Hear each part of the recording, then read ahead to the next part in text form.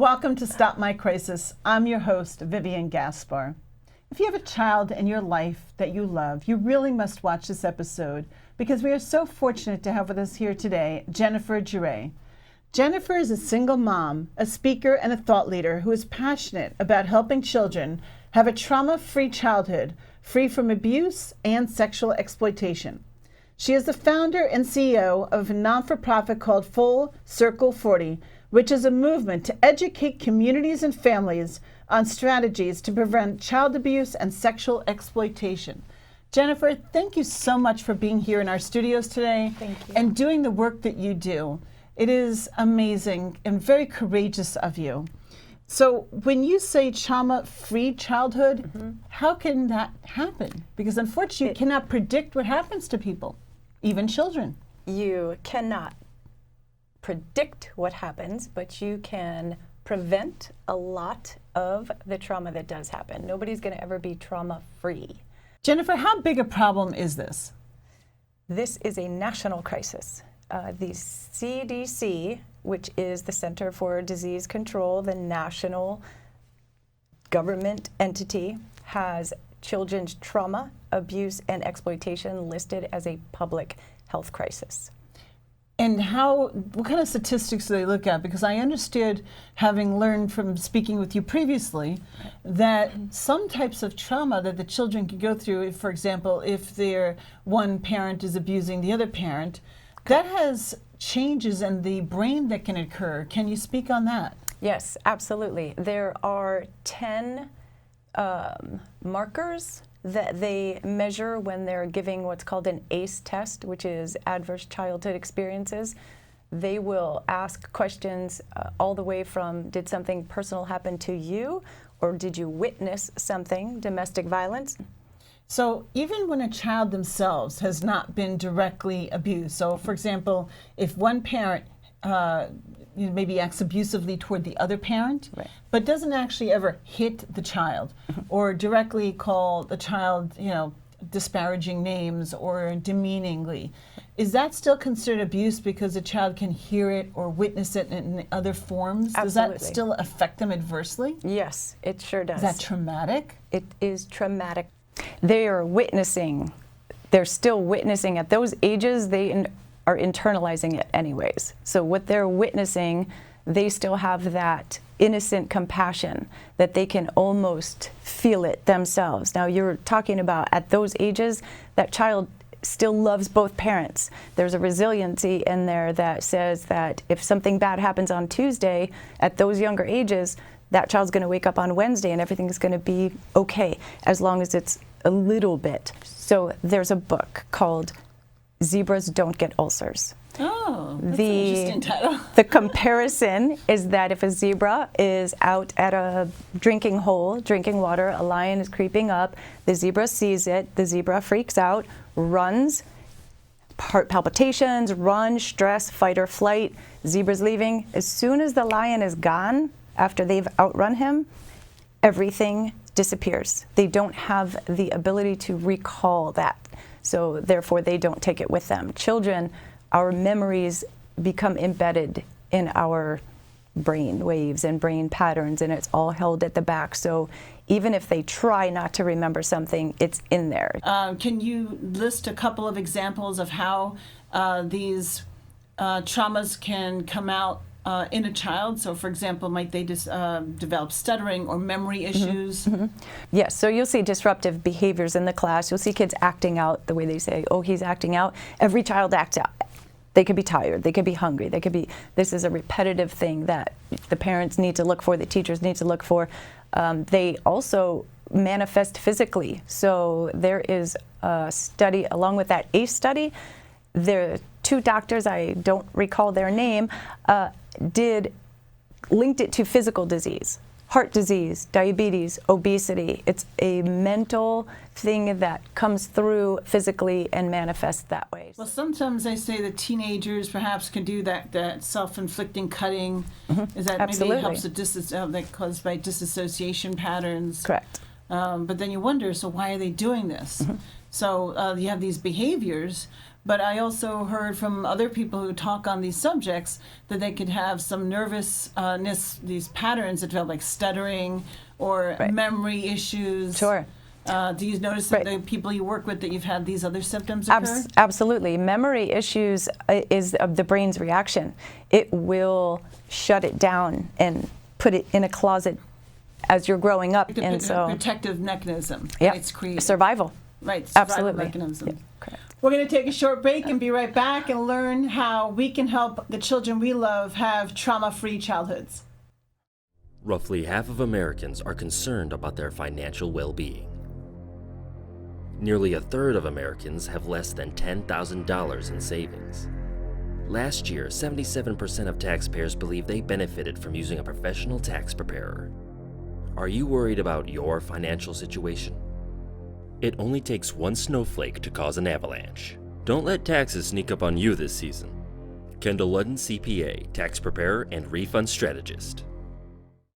Welcome back to Stop My Crisis, and we're here learning today how to help our children have trauma-free childhoods.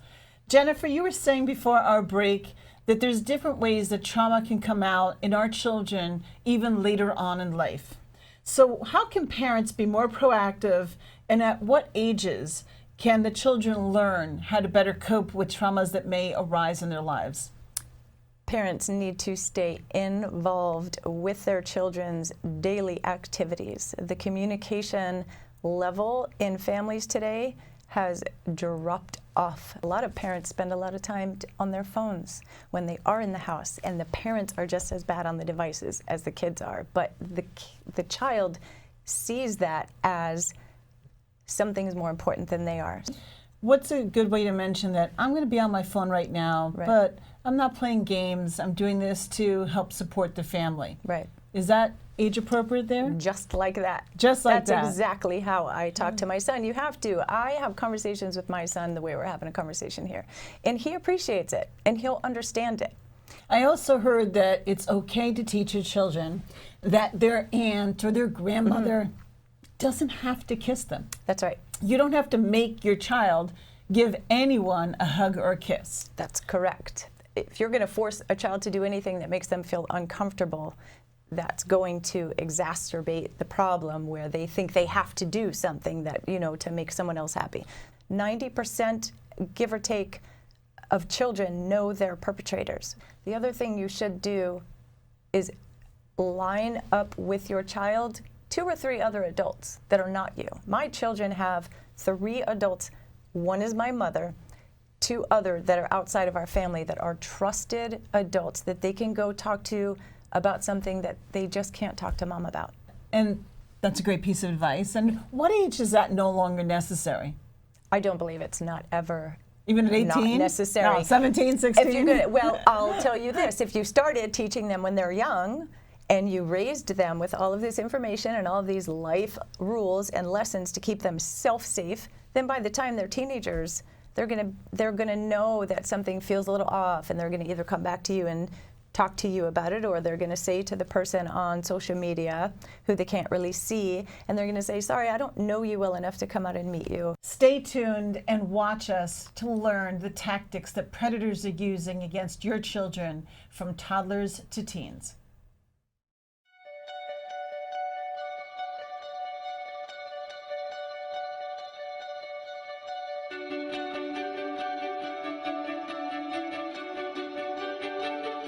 I help people start their businesses or fine-tune their businesses, and I upgrade this business to one that I have fun in again.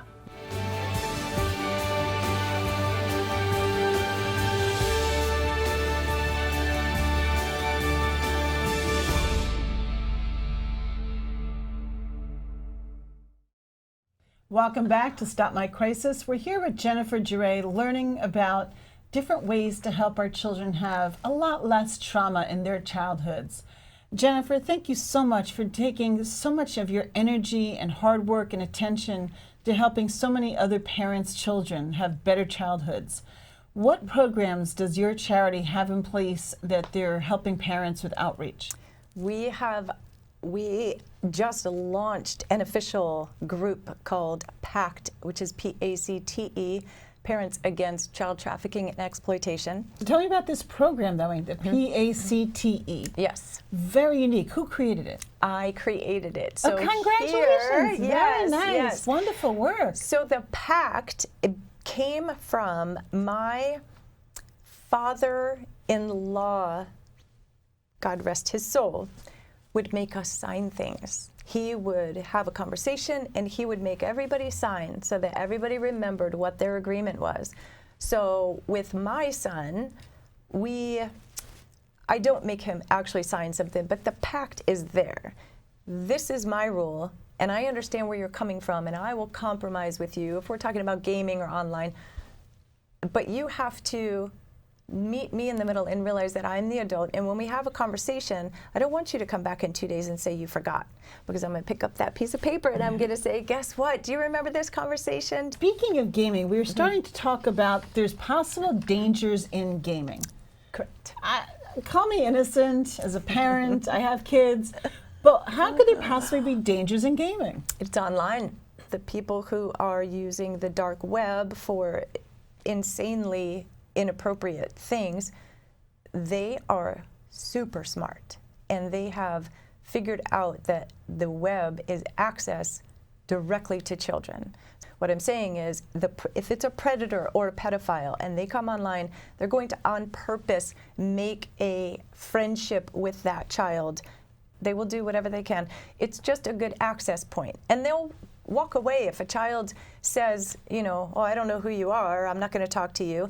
They'll just go to the next child. My son has already reported 3 people on his games. Wow. He knows. And it may not have been anything inappropriate, that they're not just going to blow up your chat room and say something out of hand, but they'll ease in. But my son already knows that if there's an adult on the other end and it's not the father of one of your friends who you already play with, you just have to go the other way. As a matter of fact, on 2 of his games, his chat room's not even on. They come in, they sneak in. They're predators. But what is it they're looking to accomplish? Just to have a conversation. Just to have a conversation? Lure them out. There's internet crimes against children, right? They could get them on, putting pictures on. They could get them on a webcam.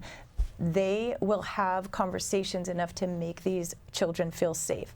So let's say children who are younger, because I understand teenagers is a whole nother ball of wax. I think as parents we're more in tune to being on more alert for a teenager, because they're maybe more obviously sexually appealing. Correct. But does that mean stage. children, yeah, unfortunately. So does that mean children who are 9, 10, even 8 years old, could they be at risk as well? Oh, absolutely. Absolutely. What is the end game? What does a predator or pedophile adult look to do?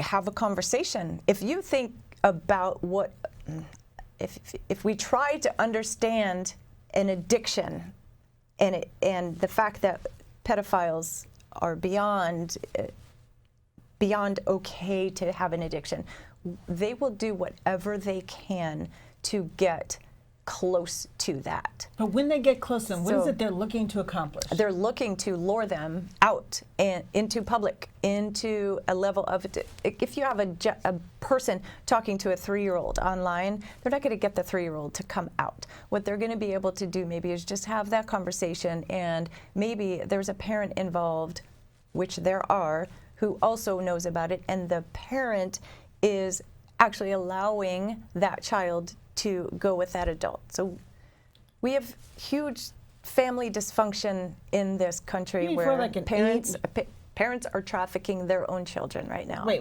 Hold on. Let's take it back, step back. Okay. So explain to me what you're talking about.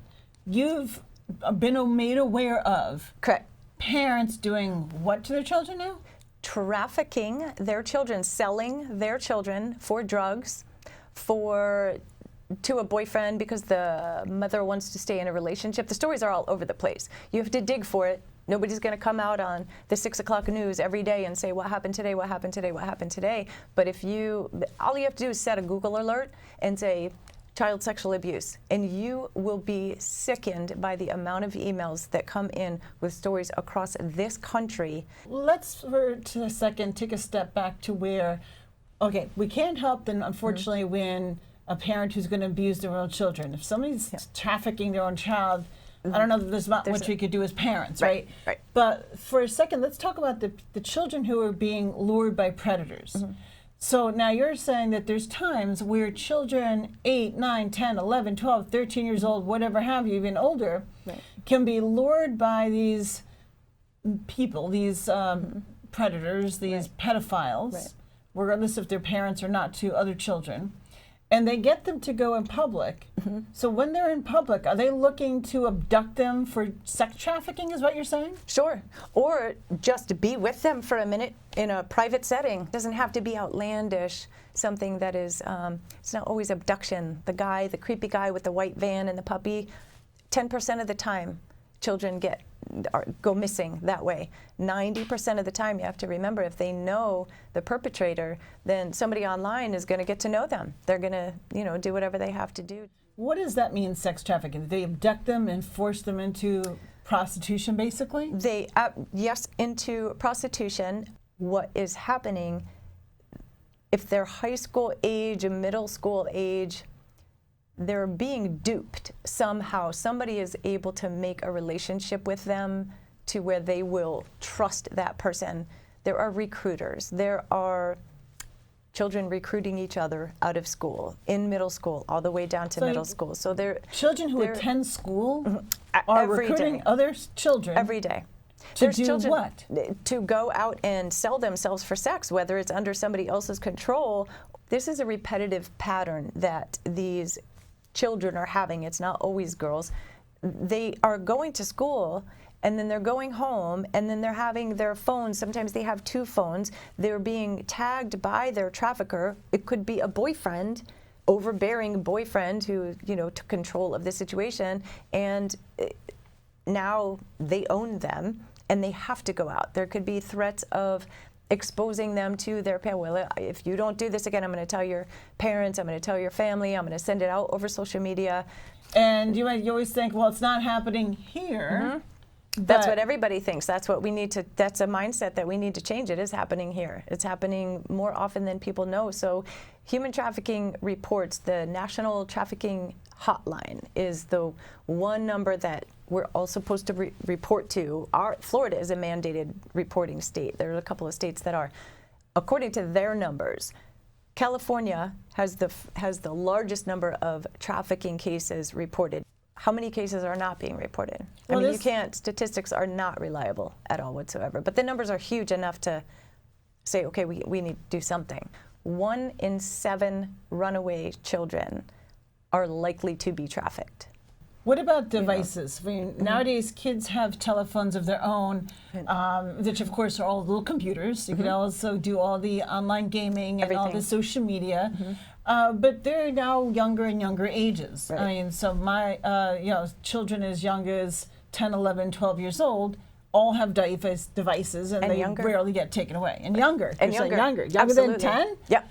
There should Monitoring. be parental controls at all levels. Absolutely. The younger children, every game that's out there has some level of parental control in there. I think it's safe to say that every parent should just play it safe, and number 1, know the password of your child's phone. Yes. Number 2, have thumbprint access or fingerprint access. Right. Number 3, just be on the safe side and take the phone away at night.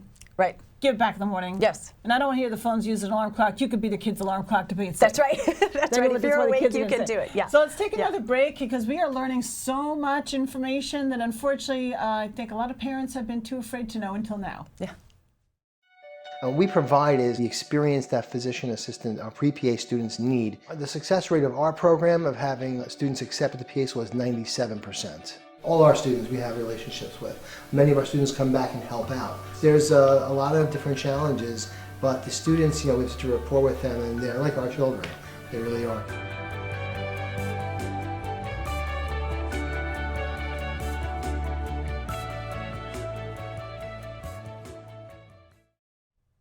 Welcome back to Stop My Crisis. We're here today with Jenifer Gerae, who has taught us already so much on how to keep our children safe.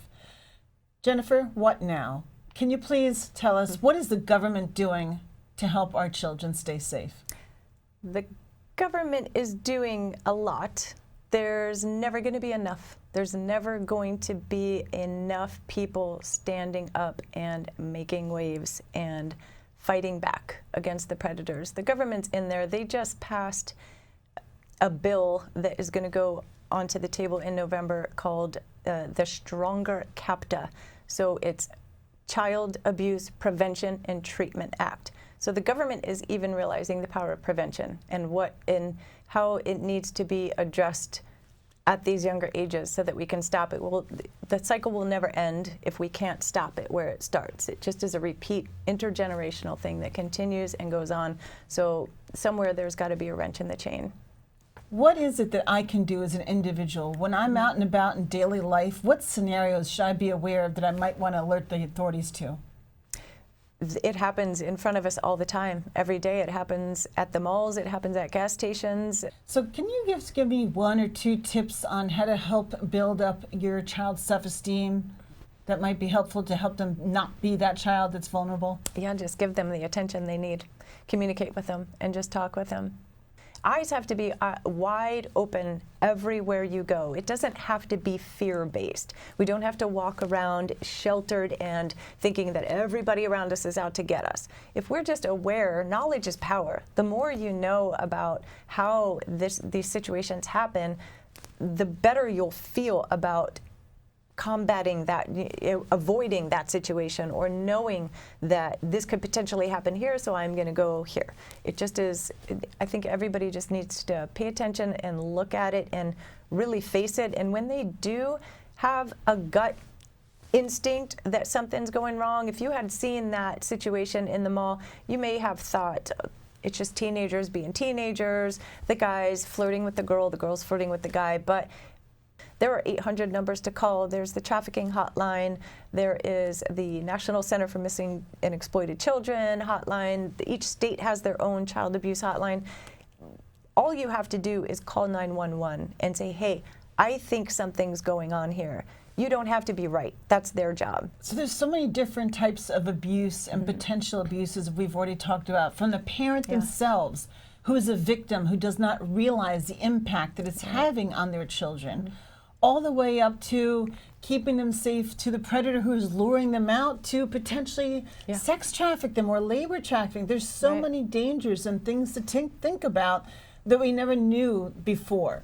And it's this awareness that is key. Absolutely. And Jenifer, so if you had a few more takeaways for us, can you just share 3 quick takeaways for us? There's one takeaway. We have to face it. We can't just be aware and then say, oh, thanks for telling me, and turn around. We have to face it and look it in the face and fight against it. Our adage is, it takes a village to raise a child, but it takes an army to protect the village. We need the army. I can't do it by myself. There's no organization that can do it by themselves. It's going to take everybody working together and standing up, and the tools that we try to give them, those are weapons, use them. And how many parents don't know that? And that's our job, just to go out there and let them know this is happening, here's how you can fix it. We can't track it. They're in an educational organization like this, there's no way to track the results. I can't follow them all and make sure that they're implementing everything they learn. But what we do know is when people know how to prevent something, you'll see the numbers drop. I think this is amazing that you've created Full Circle 40, and people can actually donate to Full Circle 40 to help your efforts. Yes, I can't. And that way they never know. I mean, even when it comes to donation, I really think it's every $5, $10, $15, $20. Every little bit helps. Every little bit helps. I, for one, as a parent of several children, want to say thank you, Jenifer. Yes. Thank you for having me. I want to shake your hand because I think what you're doing is amazing and Thank courageous. you. And for having this organization that you have founded, thank you. Thank you for doing it. I appreciate it. Thank you. And be aware, be vigilant, and that is one of the best ways you could show your children how much you love them. Yes. And that's how you stop this crisis.